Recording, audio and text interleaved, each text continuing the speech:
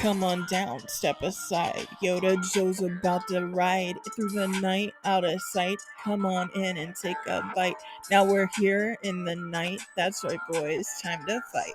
It's my turn. I'ma burn down these halls. Nothing left in the halls of my mind. 'Cause it's my time to shine. Take a seat, let's begin. All you fools, listen in. Welcome to the dark side. Nowhere left to hide. Let it out. Take a dive. Welcome to the dark side.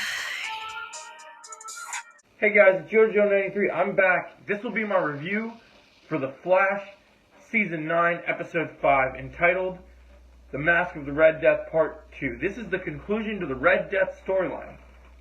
So, as you guys know, I was very critical of the last episode with the acting for Javicia Leslie as Red Death. In this episode, we get to see Javicia Leslie as two different characters, which we'll get into later in the review. But I did enjoy this episode more than the previous one, but I have some issues. So this is the finale of the Red Death. I still don't think they should have made Batwoman the Red Death storyline, but there are some cool things to get over with in this episode. So let's get the nitty-gritty out of the way.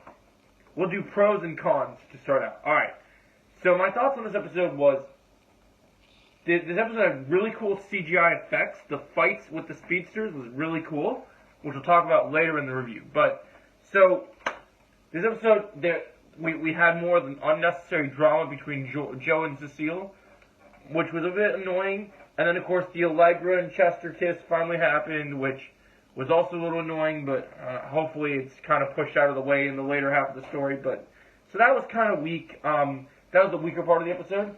But at least the Joe and the Cecile portion led to some good things down the line. Now, the next big thing about this review was that we got to see something awesome, which was we got to see Grodd interacting with Barry, so that was pretty cool. And we found out Mark was back, which was good. I'm glad Mark's home safe and sound, and thanks to Cleon, we were able to actually save him, which was so awesome. I love that part of the episode. Also, this episode was decent. It wasn't as bad as I've seen people say. It was a decent episode.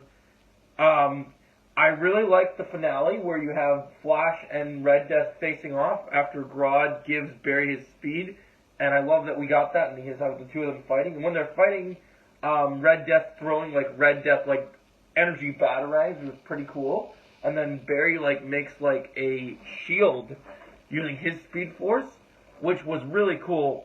And I think that was a cool thing for them to do, and I really enjoyed that. Was there some issues? Yeah, like I said, the Chester and Allegra things were bad. The stuff with Joe and Cecile, the drama was a bit bad.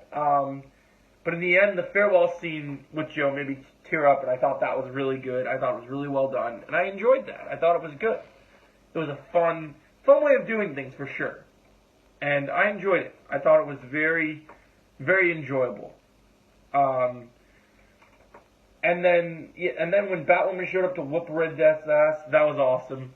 So I like this episode of The Flash. I'm gonna give this episode, and of course Iris was finally pregnant, which was nice. But at the end of the episode, I'm gonna give this episode a 7.5 out of 10. It's not a horrible end to this story arc, but I'm glad it's over. Thank God, because this had some very bad problems. But I'm glad we ended it, and I thought it was a good send-off. Can't wait for the next graphic novel to start. What do you guys think about this episode of The Flash? I'm dying to hear your thoughts. Let me know in the comments below. I still got some life in me.